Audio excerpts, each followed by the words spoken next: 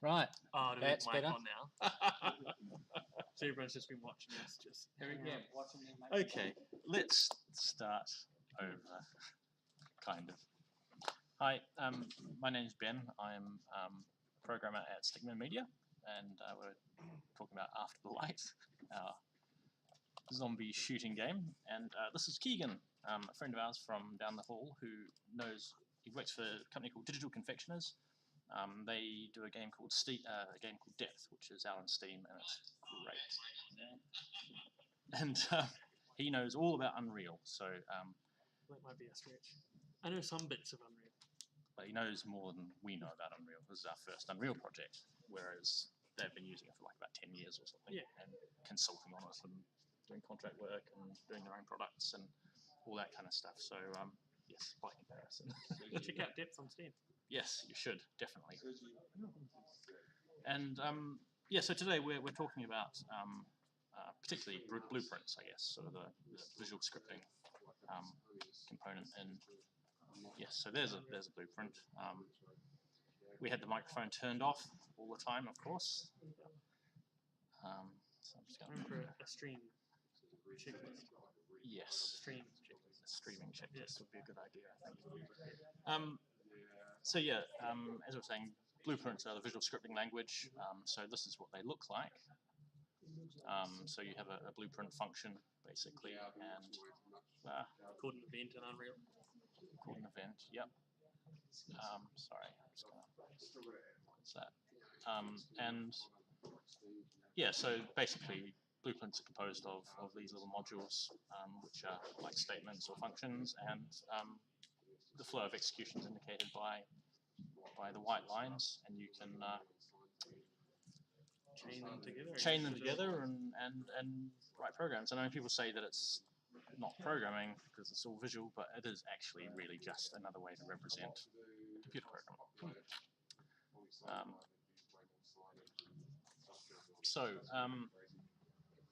Basically, I think most of the stream is probably going to be me asking Keegan stupid questions.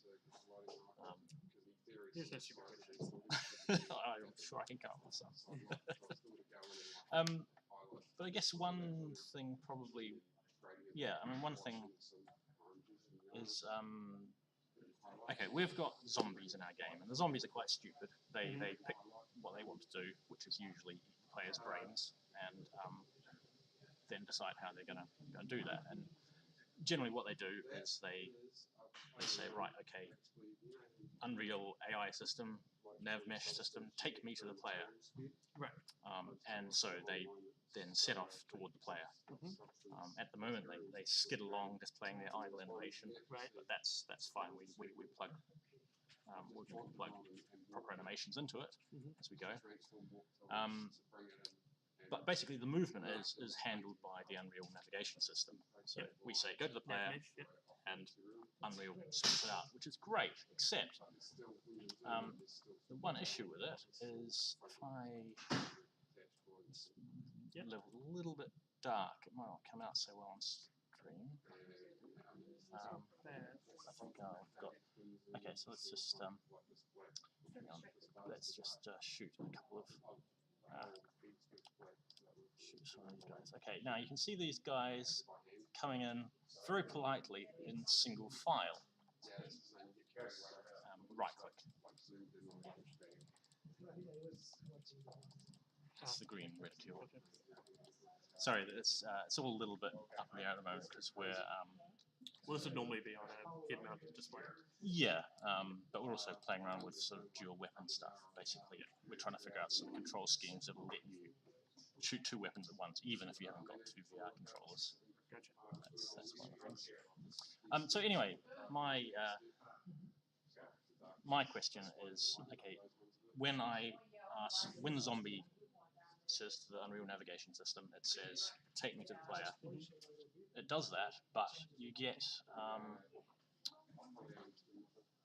trying to think how I can point at the screen, but yeah, you get choke points like the corner on this ramp, where basically they all sort of take the shortest path around that corner, and they all end up in single file, walking very uniformly and politely queuing up to eat the player's brains. which is Would you not. rather have them spread out a wee bit? Yeah, I just want to sort of get a bit more sort of random jitter in there somehow. And I can change the speeds of them, so I can have slightly random distribution of speed, so they move, slightly, some shamble a little bit more than others.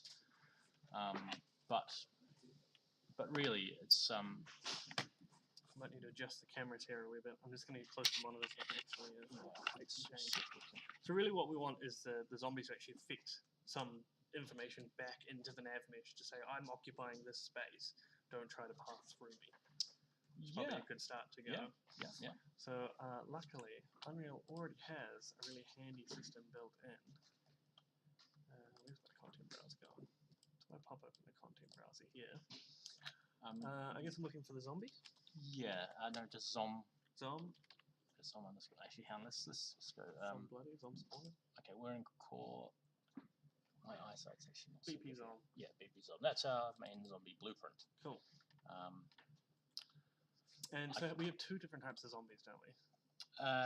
Yeah, probably just that first one's fine. Yep. That's just a copy. What we can actually always do is just make our lives a little bit easier and make a new character that is just base Zom.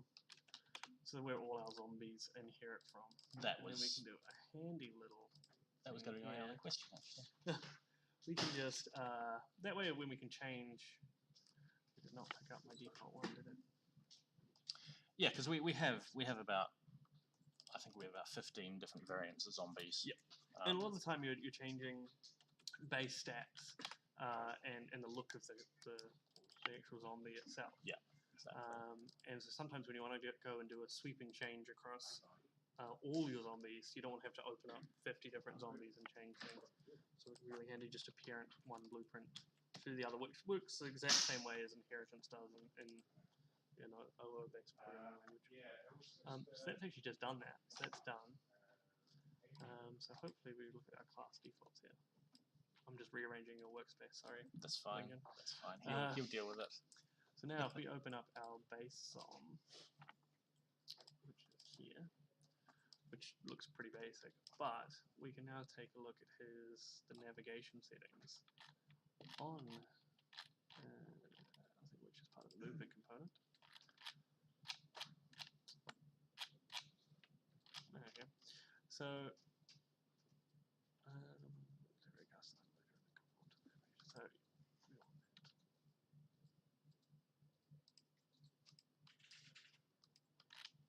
So most of these will be updated based on the size of the actual creature itself. So if we look at our BP Zom here, we can see search. So canyon affect navigation is really the one that we want. Oh, okay. So if we put a navigation, we can just say we want him to affect the navigation below him. I'm wondering if we also need to change how big he is. Let's just see if these guys have automatically updated it.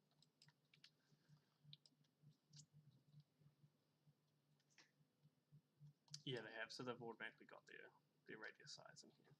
Yep. So they're 42 centimeters in radius. Yeah. Or 84 centimeters wide. Yeah, just for the sake of sanity, the zombies, when they're navigating around, they use capsules. They use sort of cylinders with rounded ends on them, so that the physics system isn't constantly doing collisions with every single limb as they animate around the place. Yeah, so the thing we're adding is some basic radius-based avoidance system around things. We're also going to use acceleration for the pathings. That way, if they do bump into anything, they can just sort of shift around it a wee bit. So with this stuff, I mean, does that actually feed data back dynamically into the nav mesh? Yeah, so you can do that with, like, if you have a crate that falls over or explodes or gets moved somewhere, it can roll over and block a section of the nav mesh automatically. Things will go around it. And the things will go around it. Yeah. So if we just hit play now and see if this makes some difference to our... These guys kind of... We're already doing this, I think, a wee bit. Sorry, so So here comes our next set of zombies. Do they all go into single file around the corner? It's kind of hard to tell because they're not really that close. Yeah. But they do. So Oh, they are spreading out a wee bit, Yeah, which is nice. definitely Some a of lot more. We could probably put some blocking volumes around the edge of the map to stop them falling off. We want to be able to shoot them off. You see, that's Yeah, one of the great joys yeah. in life is shooting zombies off Yeah. off platforms. That's the worst example map because it's so narrow. It's so narrow, yeah. Well, you could always add some sort of have them a bit more careful around edges. Yeah, I mean the navigation mesh you can So you can just give a jump you down can the give a line and just kind of you can give a distance around the edge that will carve out Yeah. when it's a sort of So safety protect zone. things. Yeah. I think there's also some options in the movement component to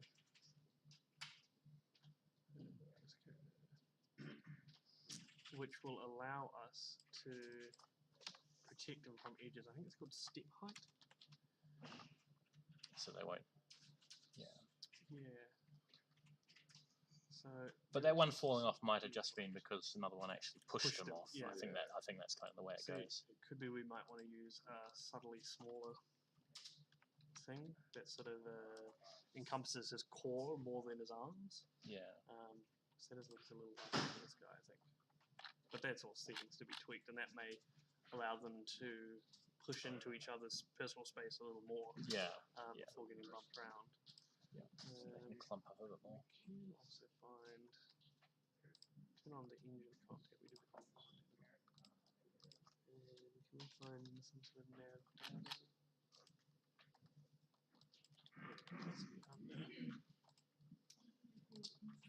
Unfortunately, navigation stuff is sort of hidden away under some navigation mesh. One down is navy system. Yeah. Yeah, navigation mesh stuff can get very, very, very intricate. Very complicated very quickly. You can actually. Because I think you actually create like to generate the navigation mesh. You actually create Unreal actually creates a navigation agent and actually basically walks it around the map.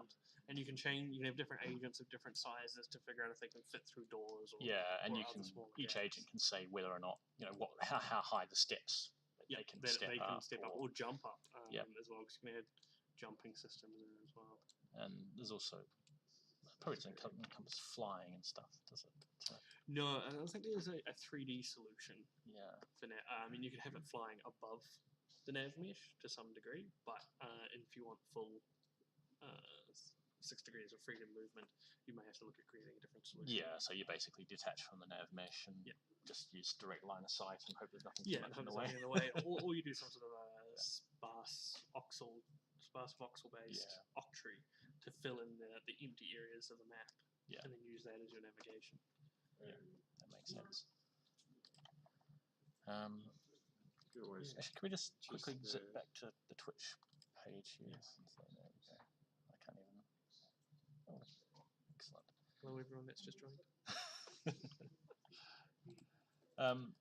Yeah. Oh, that's good. Okay. So there's probably some tweaks that you guys can make here. Well, in terms of one of the things I found hard with Unreal is just documentation.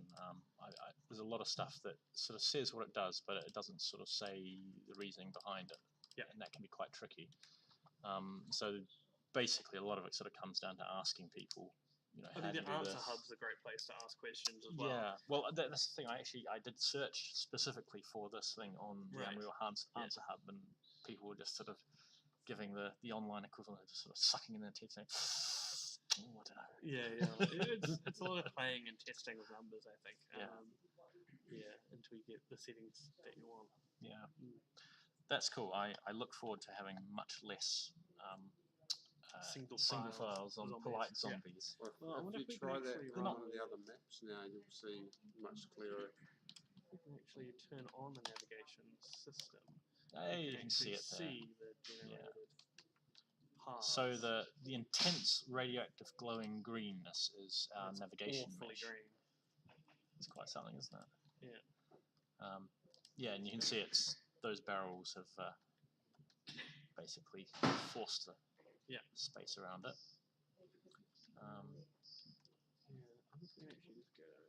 There is an edge. Pump into the debug camera, and we should. Yeah, it doesn't lead us down to debug camera at all.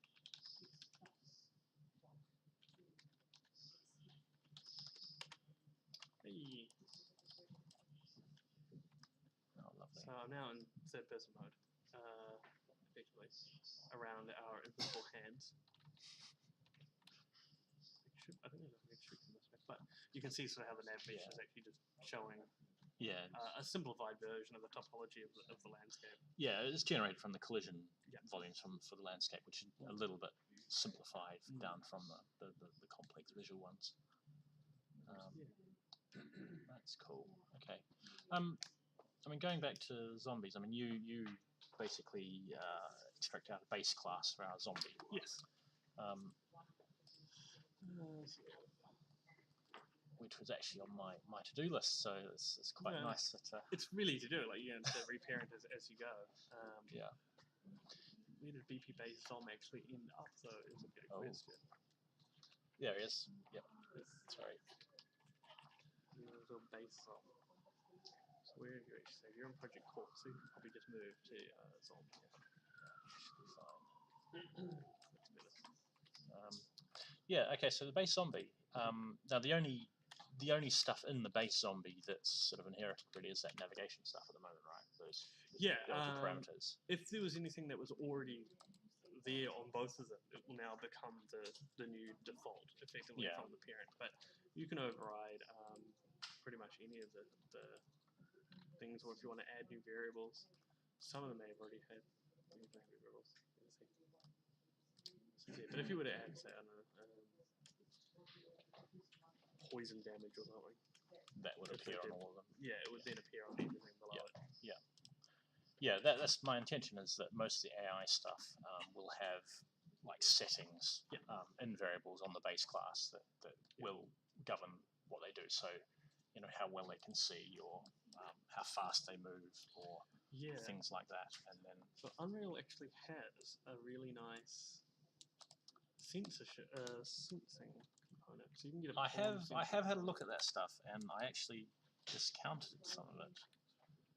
Yes, I mean there's a bit to it, I guess, but well, a lot of the Unreal stuff seems to be designed for sort of line of sight and things like that, which we're not so interested in. Yeah.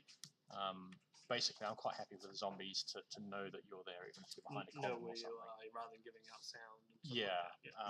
And a lot of the stuff that gives out sound, basically for my AI stuff, basically zombies, they're interested in, they'll go toward light. They're interested in light because they're dead and they miss the daylight. They go toward life, and the player basically is the biggest life source around. They will be distracted by sounds. So if they haven't got anything better to do, they'll go and investigate sounds that they hear. And we've also got a sniffer zombie, although I'm probably not going to have any kind of particular sense of smell or anything. Yeah. But for all of these types of things, like light, for example, I mean, we say light, and you immediately sort of think of like light sources in the scene, or you know, point lights and all the environmental lighting. But really, I'm more interested in sort of logical light. It's basically, this item is producing light at the moment, or you know, this object is not, and it's a little bit different to the lights in the scene, because we want a bit more control over it. We want to be able to be very specific about what things are producing light from the zombie's point of view, as it were. Yeah, so what we could probably do is create a new type of sense for the zombies, that is a light sense. Yeah. And then add light sense stimuli as a radius to certain objects. Yes. Rather than just being torches on the walls they're attracted to, as if you put out a flare or something, then it would be an attractive source. Yeah, well, the way I did make a little start on this the other day. And what I did was I defined an interface. And an interface is just a kind of like a template. It says, you know, this thing has this function which takes these values and returns these values. And so I have a thing like a get light function. And so everything in the game that produces some sort of logical light implements this function. and I have a nasty brute force thing Where in you the zombie that just define says, it. give me everything in the world that is currently Mhm. supports this interface, Yeah. and then it calls each one in turn and gets the value. So and that interface will expand to handle, get the life value Yeah. or the noise or whatever. Yeah. So the idea is then things can implement these things. So for the noise one, for example, when you shoot a barrel, the barrel will have a noise Maybe even a light interface component to it. and a light component, but by default, the noise, the barrel won't be making any noise, right? When you shoot it and it explodes, it suddenly makes a huge amount of noise. Yeah. And it attracts some zombies in. And it attracts zombies in. But the idea is that I will probably have the barrel, it'll produce a lot of noise very quickly, and then I'll probably tail it off over time, so it won't just be an instantaneous thing. So zombies will kind of basically, to simulate some of the zombie memory, I guess, is like, they remember that this thing made noise. Towards this event. And I could actually do that by having the zombies remember that there was some noise at this point and have a sort of a falling off thing. But I figured it would probably have a bit more control over how that's managed by actually doing the fall off in the item itself. As part of the source. Yeah. The source controls how important it is. Exactly. And yes, so different things, would have different profiles. So some things, they make noise and that's pretty much it. Whereas other things, I can imagine you'd have things where they make a noise, they make a loud noise, and it attracts the zombie's interest.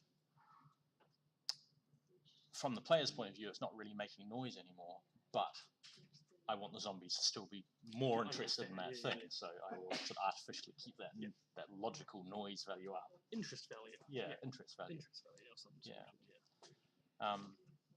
So that's how I've been looking at it at the moment. And Unreal seems to have about 3 or 4 different systems for stimuli and there's response. So the AI sense Sensing. system is probably the newer one, whereas Pawn Sense was probably the old system. Both still supported well. One's being phased out. Yeah. But will be supported as it is currently. Okay. In some shape or form. So with the new AI sense stuff, how does that work? How does it fit together? How does it fit together? Your sensors and stimuli. Yeah, your sensors and stimuli, and characters or pawns have a certain receptiveness to sensors. They normally have a dominant sense as well, whether it's sound or any other sort of sense you give them. And they effectively maintain a list of, or each sense maintains a list of the objects. All the stimuli that are affecting it and at what value. I think that's the one I looked at. I think, and I kind of decided that I couldn't express the kinds of decisions I wanted to make about which one's the dominant sense and how you weight different. Well, I think senses. that the sensors just report you the objects, and then it's up to you to interpret them in some way, rather than the sense actually containing reaction logic. It's more of a gathering system. Yeah. And then from there you can go, and you can do that via Unreal's built-in behavior tree system or a script-based AI system. Yeah, I might as well. I'll see if I can. It's been AI. Cool.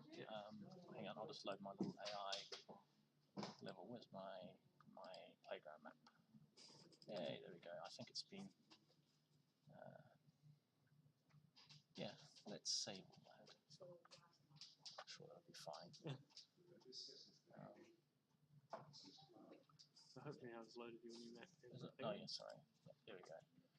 Yeah, so what I have at the moment, my maps have sort of been hijacked by some other people using it, which is cool. That's what it's for.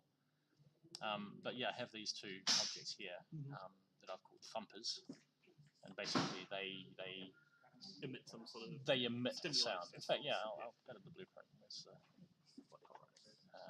sorry, top right. Oh yeah.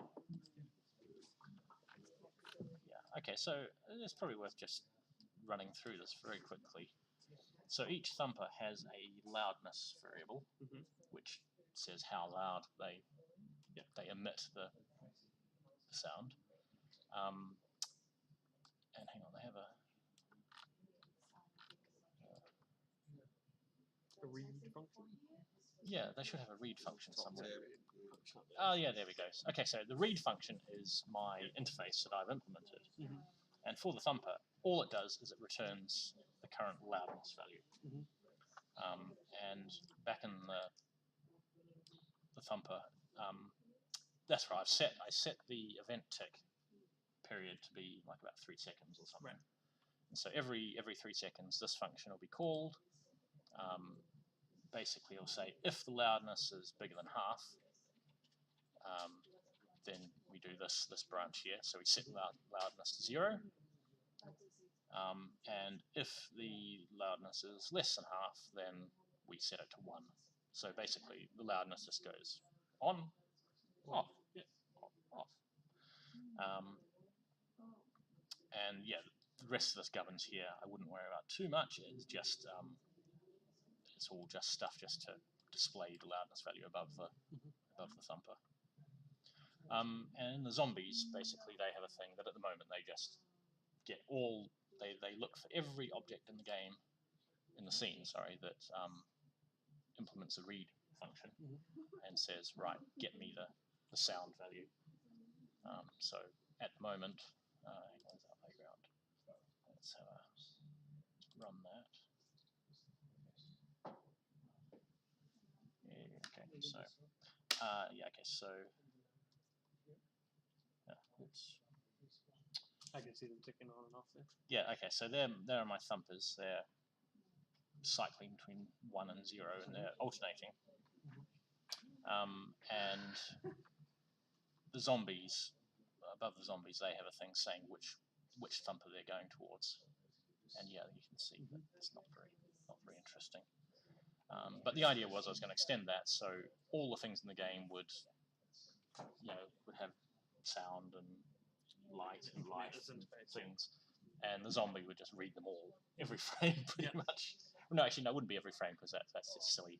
They only need to make a decision like maybe once a second or something.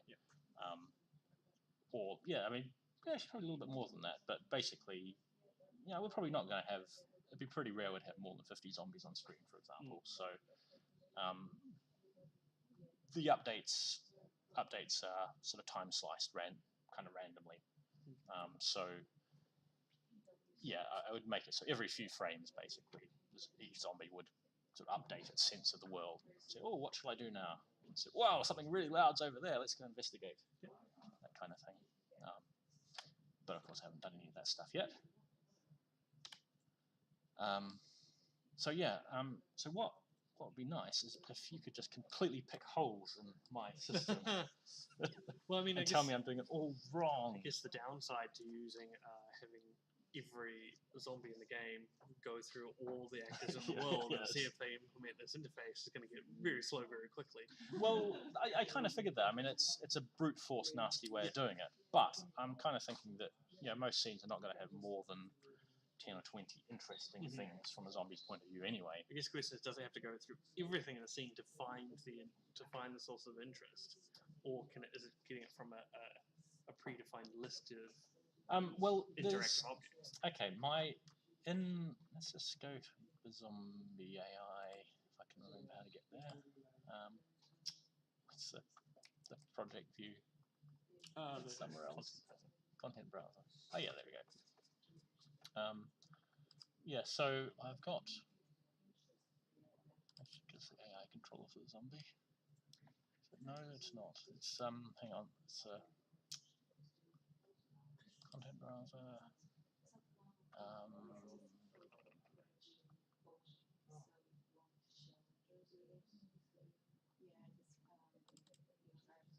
Nope, it's not that one. Okay, so look at our behavior tree. So, okay, I just repurposed my go-to player thing. That's what it is. No, I didn't. It's a different thing. Gosh, that's terrible. It's been like a few weeks since I actually looked at that stuff.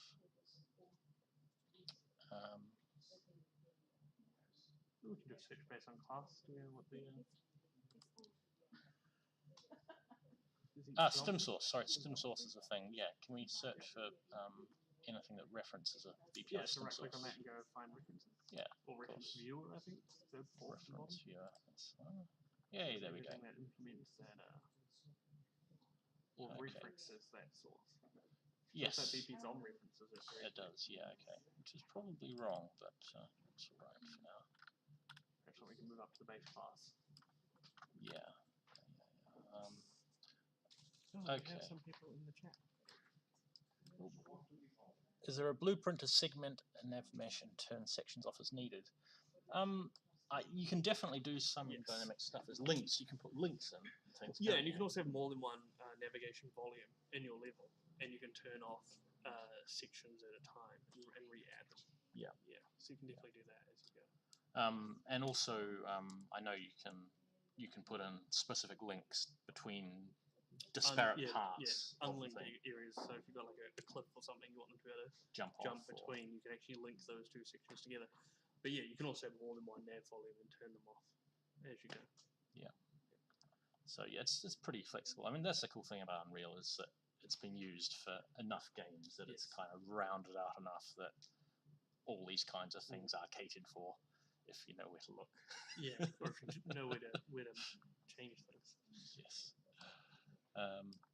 Okay, so hang on, that's my standard macros. That doesn't sound right. So this will be referencing standard macros. Oh, I see. Okay, yeah, that's okay. So let's just can we right click find? I think browse to asset. Yeah, browse to asset. And it's actually there in macro, but right. Yeah. Okay. So damage. Point damage. What else we got there? Yeah. Okay. So basically, this. Okay. So I have. This is the thing that basically senses the world. So I found a function called get all actors with interface, and so I'm saying get everything that is a stem source. Yeah. Now my assumption is that Unreal's reasonably good about. It is not. Oh, I mean it is. It is actually there in the description. This is a very slow function, as you can see there. Find all actors in the world of the game. This is a slow operation. Use with caution. Do not use it. Oh, bugger.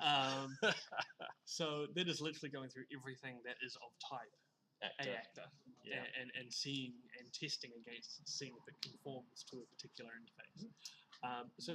You could, if you want to keep the system, you could store that in another class somewhere and then reference the list of all all stimulations in the source. Because there aren't going to be a huge number, and they won't come and go very quickly. Yeah, so you can either add that to the game data store. You can add that to the level, to store it in the level data somewhere. Yep. And you can either do that offline or at the start of the game, just to find where all these sources are. Just when one new one gets created, they'll have to add themselves to that list. Yeah. Yeah, it's still one of these things that's like it's the extra overhead of remembering to do the bookkeeping to add it to the list. Well, I mean the other option, you could also, it's probably not the best, but begin players when this when the level starts up. When this actor is ready to start doing things. Yeah. So this can happen whenever the actor is spawned. We could do your for all actors search here. And then store them in a list somewhere. And use that list. But we've still got to cope with adding and removing them dynamically, and that's something I definitely want to be able to do. Yeah, if that's something you want to be able to do, then we probably want to add them to something. I mean, that's where the AI stem source is kind of good, because they effectively only look within their radius. So and so they're effectively testing collisions against other types of things. They maintain their own lists, which is probably a little more efficient. But if we could do that at runtime, it would just mean whenever the interface, which is this the interface? Yes, that's the interface. So you could add a function here, but this wouldn't have any actual functionality, would it? No. No, we'd have to implement it on each one. But no, that's okay. I mean, it sounds like I should definitely look at the AI stem source. Because you can make your own stimulations and your own types of sensors. Yeah. A light sensor, a hearing sensor. And I can do that all with Blueprint. I don't have to drop into that all with C++. Yes. Yeah. Cool. And then you can do things like react to them off here. Yeah.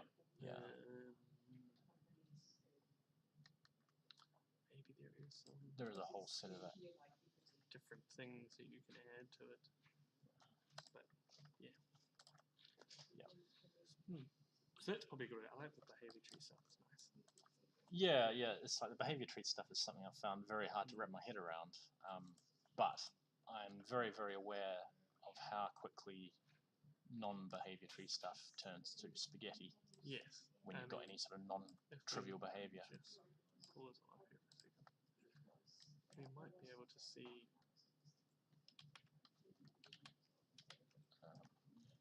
This has captured my mouse. Just capture my mouse and will not give it back. Pre-inked. I'm going to do this thing.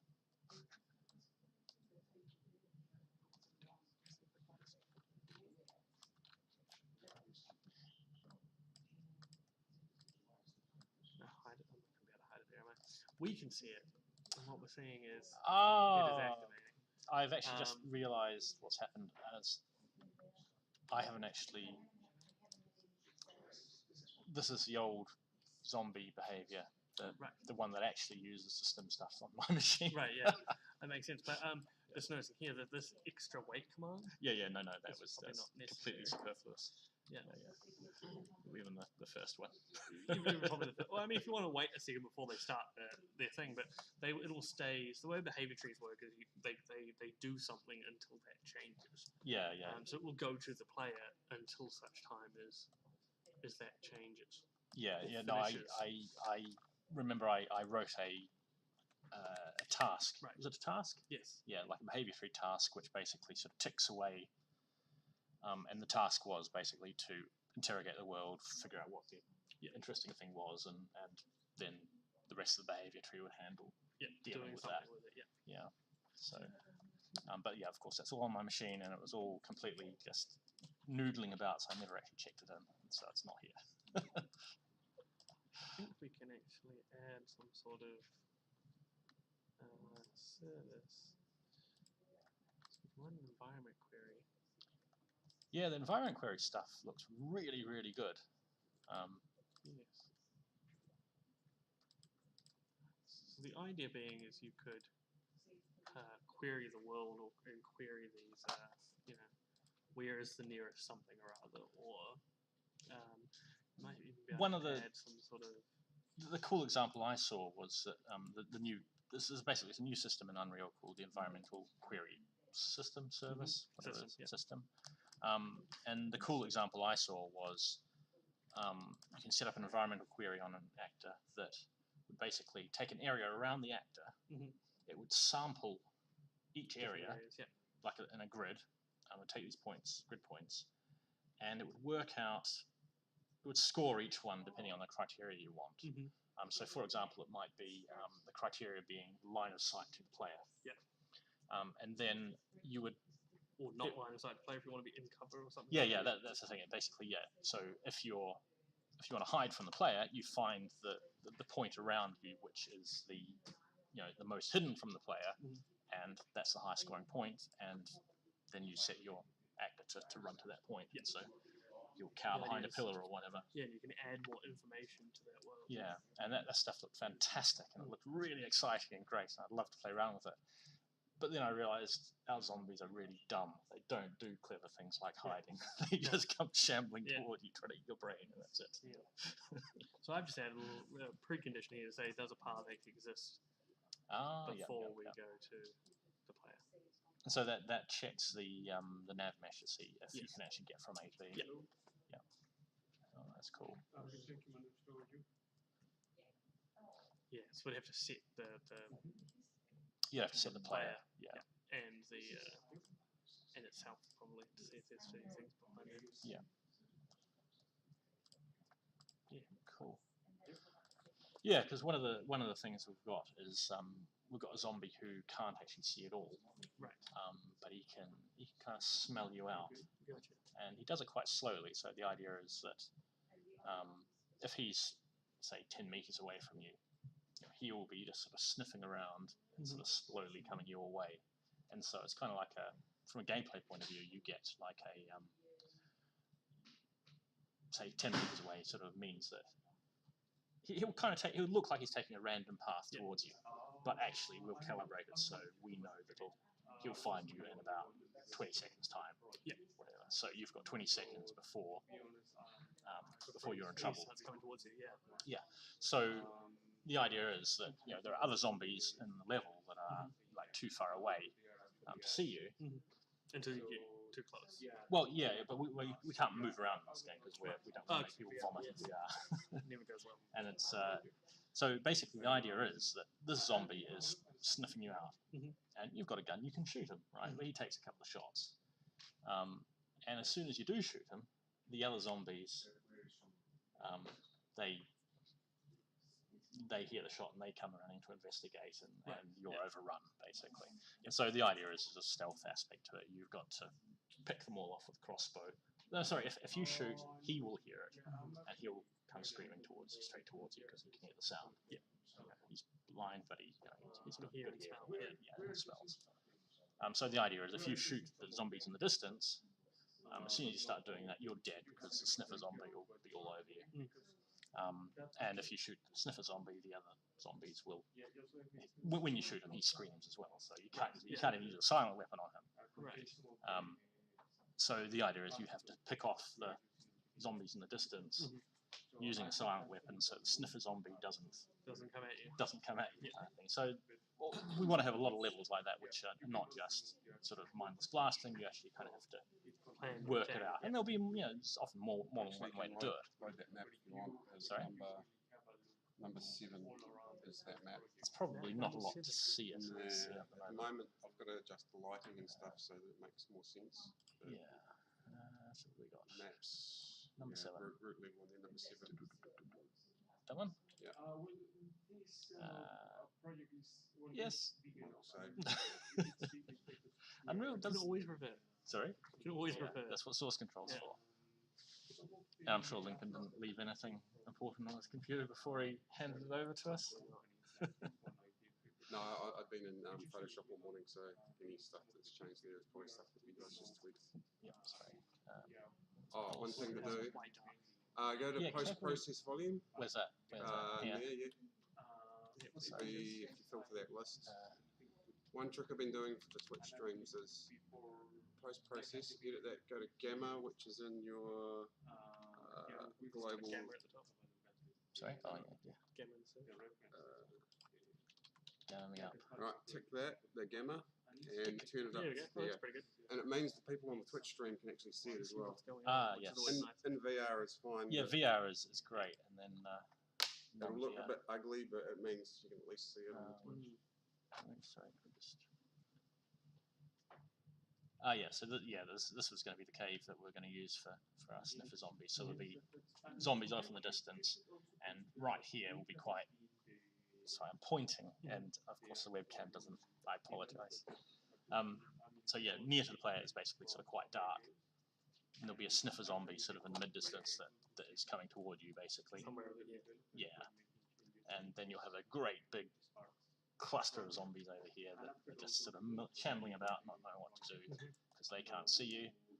But if you shoot the sniffer zombie, he's gonna scream like a bastard, and everybody on top of you. Get rid of all those. Control everything. And actually, we had this level, and we just put huge numbers of zombies coming towards you, and it was actually really fun. Oh, that's good. Can you collapse the ceiling on them? Is that what these are? Not at the moment. No, that's not particularly for those ones. Yeah. But the intention is that we will have Something stuff similar, that some dynamic environmental stuff that you can adjust. Like the barrels, exploding barrels are very similar. exactly. For Yeah. that, I guess we could put one large rock up there and fracture it using the The fracture destruction tool, and then that, just turn on the physics and use.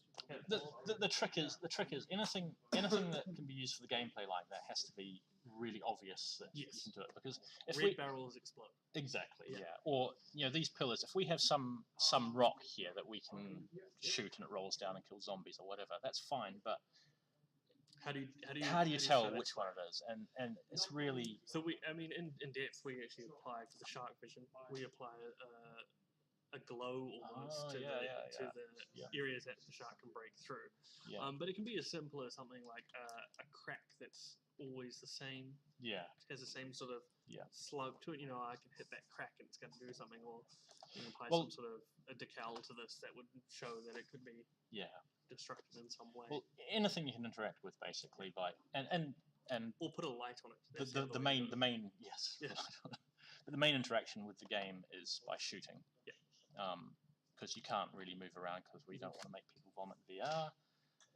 So even shooting. Like teleport things. Not even for that. We decided that each level was like a self-contained little thing. Yeah. The levels would be quite short. And they'd be quite. Basically, we also decided that the zombies look really stupid when they're flailing away at you. Like if they get close to you and they start flailing away at you, and you're standing there taking damage, it doesn't take very. Like after 1 or 2 hits, it just starts looking silly. Yes. So we made the decision that our zombies are going to be quite deadly. So if a zombie gets right up close enough to take a hit, you're probably dead. You could also, in like even the earlier levels, to protect from it, you could have, because the player doesn't move, you could construct some sort of barricade around them. Well, that's the thing. I mean, the zombies, we set up levels so, zombies might just be coming down one corridor, and then there'll be another level where there's 2 corridors and you've got to cover them both, and there'll be a few where a zombie will actually come up behind you, and you will find out because you'll hear it just before it gets to you, and you'll freak out, hopefully spin around and shoot him in the head. But more likely, the first time it happens, you go "Ah!" and completely lose it and get killed. And that'd be nice. But we want to make it so that it's like sort of a bit like an old style arcade game. It's like you have quite quick fire levels. You die, you restart, and you do it again, and you learn from that experience. It reminds me of those old arcade cabinets where you press a pedal and you would duck take cover. You press pedal to pop out, and you'd be shooting around them, and then it would progress on to the next thing automatically. A little bit like that, yeah. But each level is sort of like a little set piece. So some of them will be, there'll be just hordes of zombies coming in from all angles, and it'll just be frantic arcade shooty. And then there'll be other levels. Be a bit more strategical. Exactly. So some will be quite puzzly. Then there'll be levels where there's 10 zombies, but you've only got 2 bullets. And so I don't know, maybe you can persuade them to stand nice lines of 5, that kind of thing. Number 62 is the one that's currently spawning 5,000. Oh, should we try it? I think it's right. I think I set one of the zombie spawners to 5,000. 62, is Should it? be the last one there. 60? Boss lower, isn't it? Boss lower, sorry. So... Don't say it, because it's just the post process. You might have to do the same. I will do the same thing. But this level, it wasn't necessarily intended for. If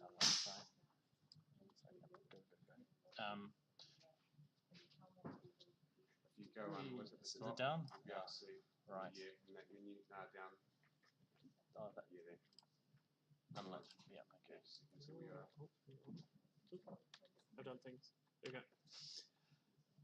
Oh, that's up a bit, isn't it? I don't know. Slightly concerned about spoilers, but not that concerned. Oh, this is the lower one, isn't it? Yeah. Okay, I forgot. Sorry. You should be able to look up and see a shaft above you heading up. Yeah. Oh, yeah, that's cool. As you pull down that shaft. Shh. But for testing purposes, I put just a few barrels. Okay, let's just gamma this guy out. I mean, we put this guy in, this level in. So 1.5 seems to be about right. Yeah, that seems about right. Seems to be coming through. Let's wait for the stream to catch up. See what it's so we put this level in, and it's actually going to be the idea was for the final boss, but I thought they looked great coming out of the mist, out of the murk. So launch that one. So again, it's all. Yeah, it's just static mesh that guy in there. There's more barrels than last time. I know. I went barrel crazy. If you shoot one, will it shoot them all? It might do. They're spawning and not coming for you. Maybe you're not standing on. Am I not on nav mesh? That's possible. Yeah. We Oh, did dear. make a number of changes to some things, which maybe they can't find a way to. Oh well. Anyway, so this would have been a good example of a level where the zombies are all in the distance there, just coming out of the murk at you, and it was really nice just seeing these figures appear all around, and there's a real sense of right mouse, I think, for that one. And it was quite nice. We actually found we could run a lot more zombies than we thought we were going to be able to. Yeah. So Normally, what the expensive part comes to is we look at see, this is the sort of thing. that unit brings you up how much time you're spending in your drawing, your game time, and your GPU and stuff like that as well. But you also have AI stats. Ah, yeah. And if you want to get rid of these, you can actually find out here all your. So we launched the Unreal Frontend, which is a handy little tool for debugging where all your performance losses are gone. We can actually find out where. The profiler. Yes. That's gone off the screen. It's gone off the screen. I'll bring it on. Oh, we better bring it on soon. Well, I'm just going to trap my mouse. Is that our game that's trapping a mouse, think or so. is it? Yes. Okay. There's a setting somewhere. Yeah. Or it could be due to the VR stuff. Could be trying to Possible. lock it in. But if we find it, so we have to launch it and then start profiling. Yeah. Yeah. It's just about wrapping up time. We should let you go. Yes. But Yeah, 1 minute left. That's not bad. We can way quicker than I thought. yeah. There's lots to cover in Unreal. There is. Yeah. I mean, you Yeah. could probably just talk about. Yeah. I could talk about Unreal for ages. Exactly. Ages. Yeah. And I could ask stupid questions for ages. No, stupid questions are good questions. Okay, well, I People should may want to probably say bye. I don't know what Yeah. happens to the stream, and I don't even know how to stop the stream, to be honest. This is stop The streaming. window behind. On Oh, the yeah, OBS. maybe that's there. Yeah. Okay. Yeah. So, We won't say goodbye yet, though. well, we're just going to say, sorry? Oh, okay. Yes. Okay, I'm going to hand over to Brooke much now of the stream, but- to say bye-bye. No, I'm just going to wave in from it. So, bye everybody. Bye. See you Monday, NZ New Zealand Standard Time at 1 p.m. Or 1 which p.m. is or 1 a.m. GMT. yeah UTC 1 a.m. Yeah. Yeah. So we'll continue with our series of what did we call it? Streaming. Streaming the Streaming development the of game After the Light. Thank you very much, Keegan, for joining us today. It was fun. Yeah. And teaching me stuff. Yeah. It's very good. So yeah, double use. Basically, we learned something Yeah. and we got a stream done. So thank Hope you you very guys much. learned something too. Right, bye everybody. Okay, so there's a button to press. Yep. Press Stop stop streaming. That streaming. one at the top there.